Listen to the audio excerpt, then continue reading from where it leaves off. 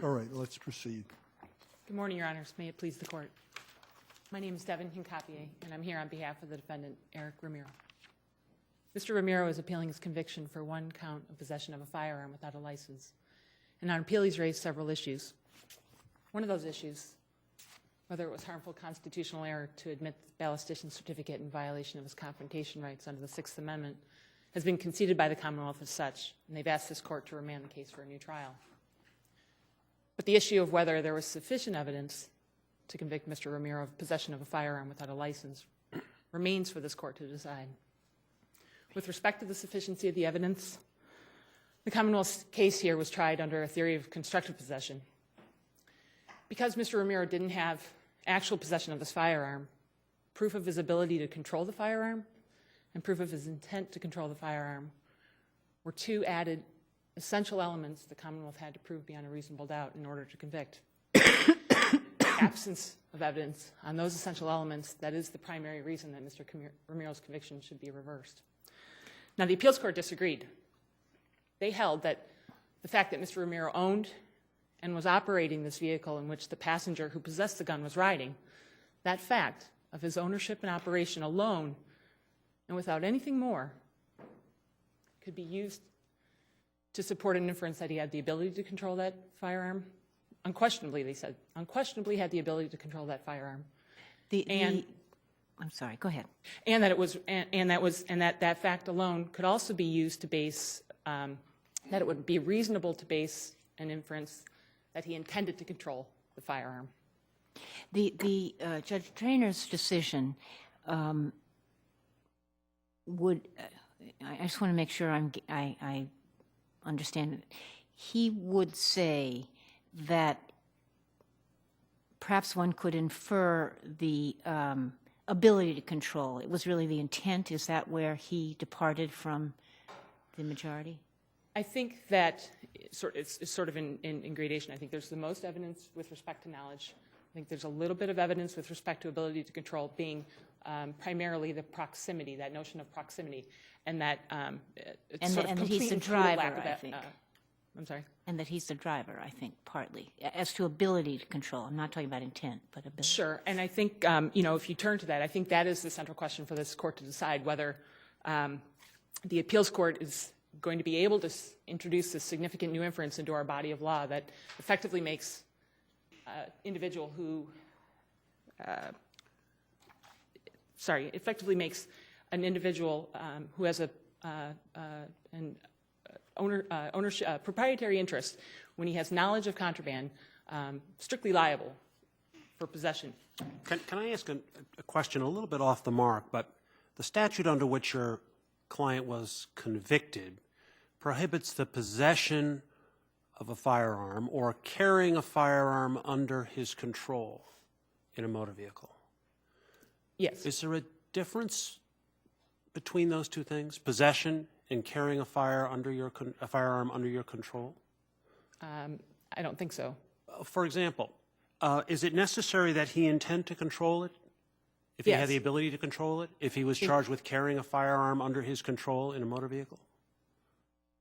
My understanding, and I don't know if I'm misunderstanding your question, but my understanding is that in order to prove that he had possession of this firearm, that those... But under the statute, they don't have to prove possession. They have to prove either possession in a motor vehicle or that it was carried under his control in a motor vehicle.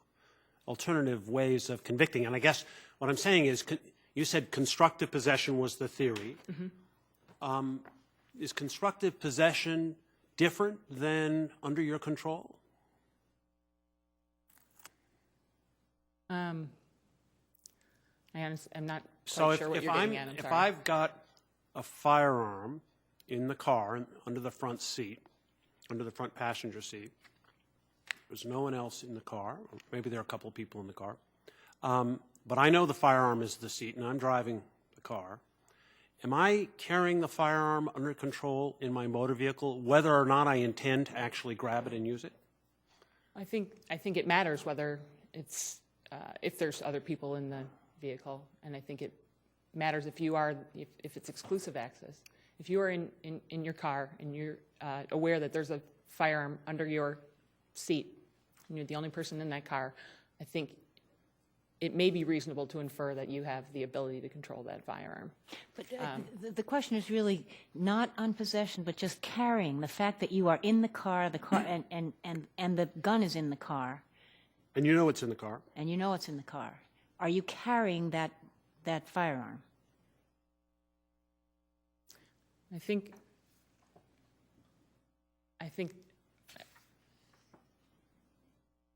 And you're the driver. I think in order to prove the crime for which he was charged with, that those elements that I talked about. So essentially, you would say carrying under control is the same as having it in your constructive possession. Is that what you're Yes. essentially saying? So there has to be the ability to control and the intent to control. Yes, that's what I'm saying. Or the Commonwealth didn't argue carrying anyway. Was that part of it? That's not been an idea that's come up previously. I think all you have to do when you're thinking about this idea of ownership and the ability to control this firearm, when you look at this court's decision in a case like Commonwealth versus Borea, 440 Mass 416, where it talks about living in a place where contraband is in plain view, or there's knowledge that contraband is there,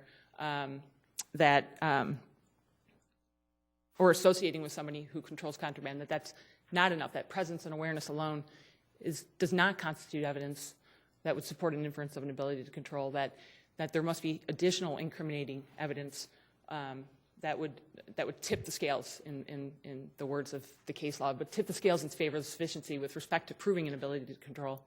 I wonder if we could just go back over the facts Okay. just briefly. Sure. As I understand it, a police officer walked up on the passenger side of a parked car and looked in and saw several people in the car, and he saw them, the passenger with a gun, passing it or showing it to the other occupants of the car. Is that correct? Okay. No, there's a couple differences that make a difference. Please fill it in. So the officer approached on the sidewalk, and about 3 to 5 feet away, he stopped and observed the conduct of the passengers in the car for about a minute. And he describes viewing the rear seat passenger leaning up or reaching up through the middle of the it was a 2-door coupe. There's no reference or testimony that the rear seat that he saw the rear seat passenger had anything in his hand if he's reaching up or passing anything around. The next bit of testimony says, and then I approached the car, and I shined my flashlight in the window, and I said, "Hey, what's going on, guys?" And at that moment, after the flashlight is shined in the window, he says the front seat passenger raises his hand and drops what he later understands as a firearm. He wasn't sure. On cross-examination, he says, "I didn't know what it was at the time that he dropped it in his lap." It's a 4-inch so-called pocket gun. And so the difference between what you said and what I'm saying are Now, important facts. and he testified that one of the occupants looked at him and looked panicked. Which person was that? That's the front seat passenger. When he shined his flashlight in and he said, he says, I'm watching 4 people sitting in this car. I hear music playing. The front seat, the front side passenger's window's down a little bit. And it's after he shines the flashlight in the window and says, "Hey, what's going on, guys?" I think probably scaring them, that the passenger looks up. That's the testimony, that he looks up, looks panicked, and drops whatever he's holding into his lap. Now, you take the position that there's no inference to be made based on those facts that the driver was aware of the gun? No, I do have problems with whether there was sufficient evidence of knowledge, but I do believe that that's the strongest the evidence of knowledge would be the strongest. It's what I take issue is with, even if he's present in the car, I mean, even if he owns the car, even if he's operating the car, even if he knows that passenger has a gun when he steps into that car, essentially letting the appeals court decision stand, that somehow means that the driver has an ability to control the firearm, much less an intent to control the firearm. If I'm in my car and I let somebody in my car that I know has a firearm, it doesn't begin to get you to showing or unquestionably supporting an inference that I have the ability to control the firearm. And I don't think that but more importantly for your argument, it is not proof that you intend to control the firearm. Right. I mean, if it's in your proximity, if it's on the floor next to you, you may have the ability to control it, but it doesn't demonstrate intent. Right. I don't think it has, that fact alone does not bear on the question of intent. And I think that when you look at all the cases where constructive possession is the issue, that intent is always a close call. It's always based on circumstantial evidence. But what mattered was that there was, evidence of collateral criminal activity. They were either running from shots in the schoolyard, the gun is smoking, they're jumping in the car, they're running away from police. The driver is evasive. He lies to police. He lunges for the gun. There's black masks and clothing on the back seat. That there's 3 guys in the car. Two hats and gloves are on the back seat, and the 3rd guy has his stuff still on. Those are the kinds of facts that I think would make it more reasonable to infer that perhaps this driver and this owner and operator of a vehicle had the intent to control, whatever firearm was in that vehicle. Help me to understand precisely what this intent to control means. I mean, the claim here, I gather, is not only constructive possession, but also joint possession, that it was possessed jointly with Alvarez at the time, because Alvarez had it in his lap. Alvarez had it in his hand first. Okay, but so this is a joint possession claim, and the claim is that there was actual possession by Alvarez and I think it was constructive just constructive possession. I don't know if there's a difference between those two, but Okay, what does it mean? I mean, I gather you concede that if the facts were different here, if there was evidence that this was the commencement of a drive-by with your client as the driver, that we'd be in a very different posture. if you had evidence that there was some plan to Right. go out and drive by. So if that's right, what does that say the intent to control means? I mean, in the drive-by, it would never be that the driver was going to touch the gun. I don't know if you're getting down so into specifics of saying in that situation, what is the intent to control? I think when you talk about those facts, I think of your opinion in the Jefferson case where, you had two guys in the car and they were pulled over by police for a traffic violation, and they stop, wait till the police officers get out of the car, and then they speed away. And then, within that time of the chase going on, a firearm is found within that, within the time where the chase begins and where it ends. And, you found you could infer constructive possession, and I don't think there was necessarily a breaking down of the elements, but, I think the idea was that, look, you have this evidence of, or this you can base an inference of an intent to control or possession of constructive possession because they are taking off from police. There's evidence that they've done something wrong, that when he finally catches up to him and he says, oh, you just stopped me on a traffic violation? I thought it was, because I had an open case or whatever it was. Those are the kinds of facts that I think, in that opinion, were important. So you're overlaying some criminal joint venture piece to this, essentially. That would be what would change it from what happened here, where there's no evidence of any criminality?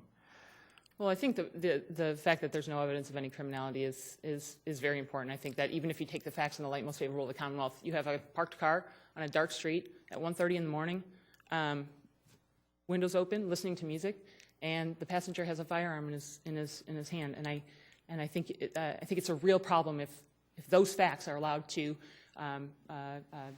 allow this driver to be convicted of constructive possession. Thank you, Thank you, Your Counsel. Honors.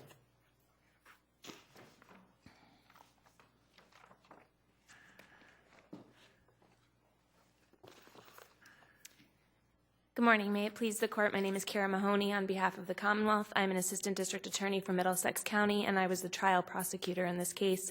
With me today is Assistant District Attorney Kevin Curtin.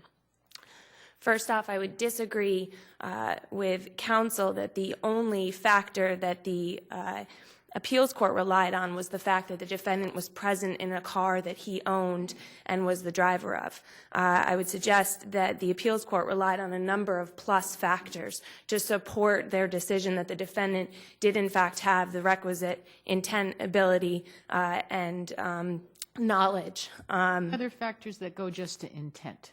With respect to intent, I would suggest that first off, the defendant's conduct that evening, and that ranges from a broad spectrum. First off, that the fact that the defendant was in a car at a late hour of the evening, approximately 1:30 to 2 o'clock in the morning, parked on a darkly In lit front of his street. girlfriend's house. According to the defendant's testimony, yes, in front of his girlfriend's house. Specifically, when the officer drove by, he did not know why the...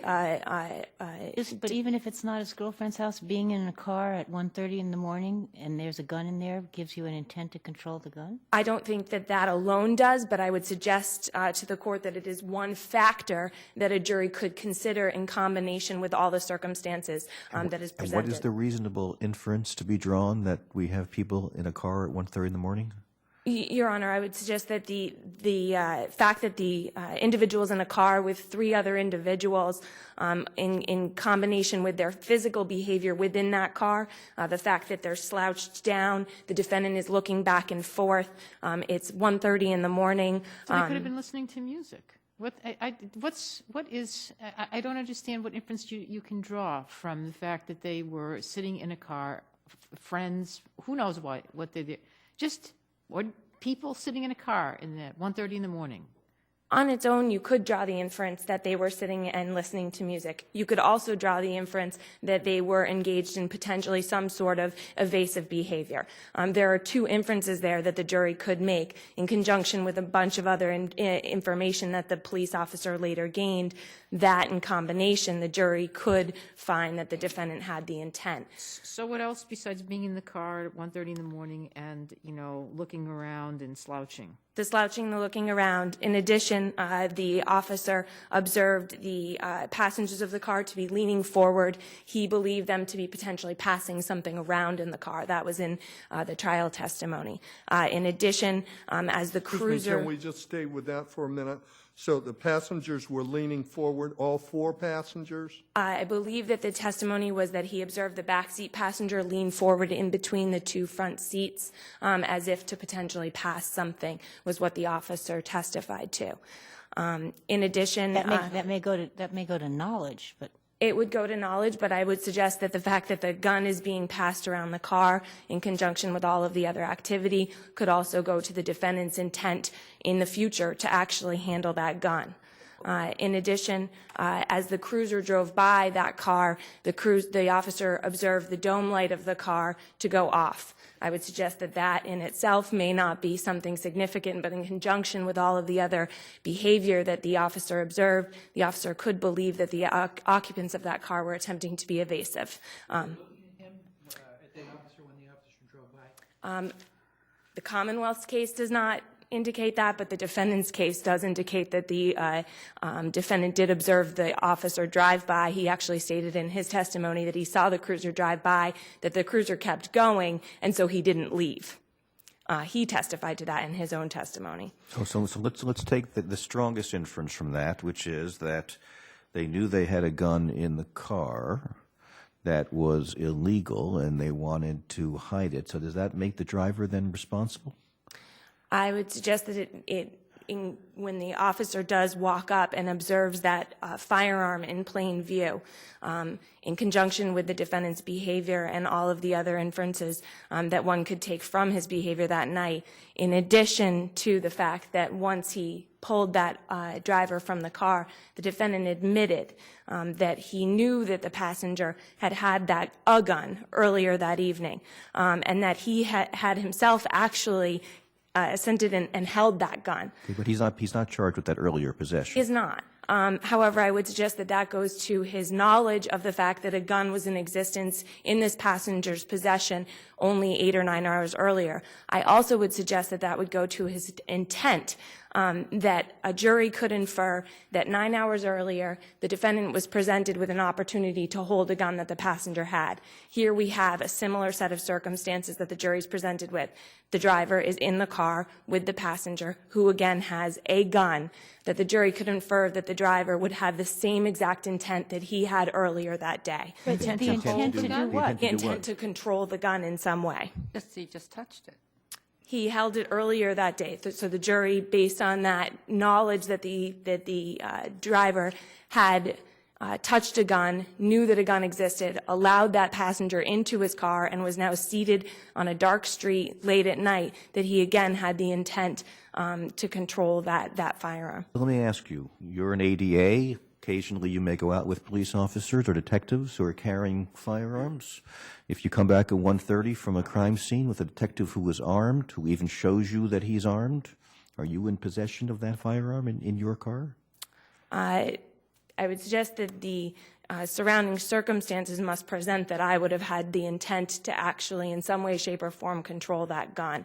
The surrounding circumstances of an officer walked up, a police officer presented his badge, he was fully licensed to have that firearm, indicated why that we were there, why we were sitting there, that I was just purely driving a police officer home from a crime scene. All of those surrounding circumstances wouldn't point to my intent to somehow control that gun. Oh, so what do we have with this defendant that shows that he has a greater intent to control than you do? You're sitting next to the police officer.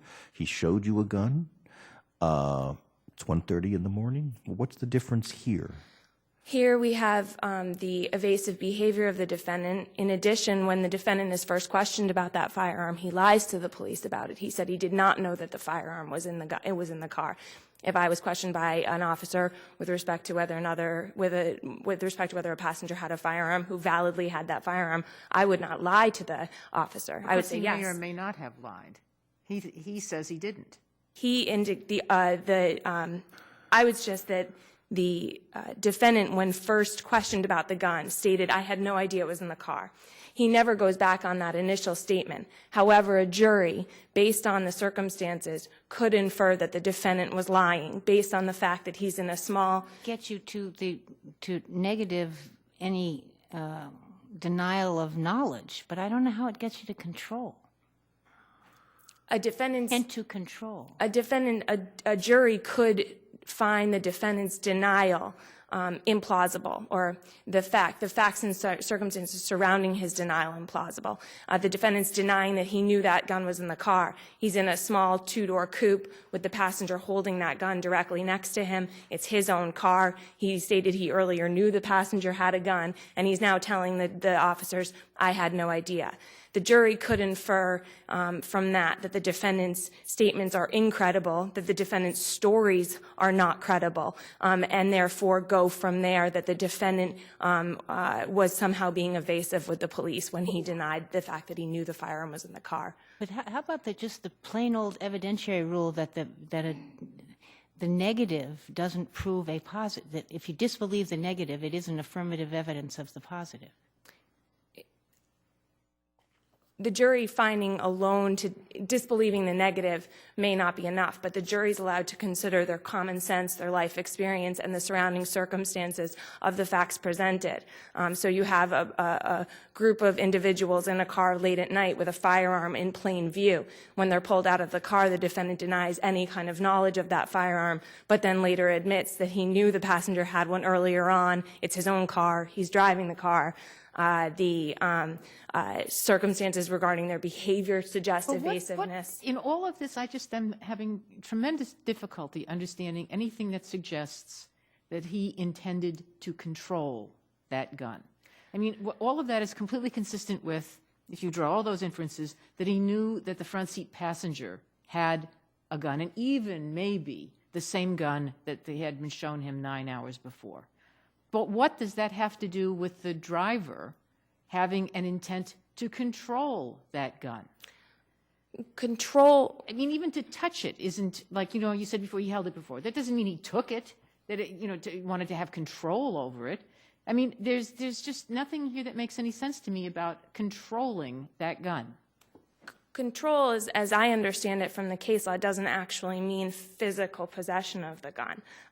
The fact, as Justice Gantz pointed out, that a drive-by where the defendant was the driver and a gun was in the car and the passenger intended on using that gun in the drive-by. It's just that the case law has shown that where a gun is present in a motor vehicle, if the defendant has the ability to control it based on most often proximity to that gun, and that the redolent circumstances surrounding the facts suggest some sort of criminal behavior, that the defendant would have the intent. Where was the criminal behavior here? Where was the redolent of criminal behavior here?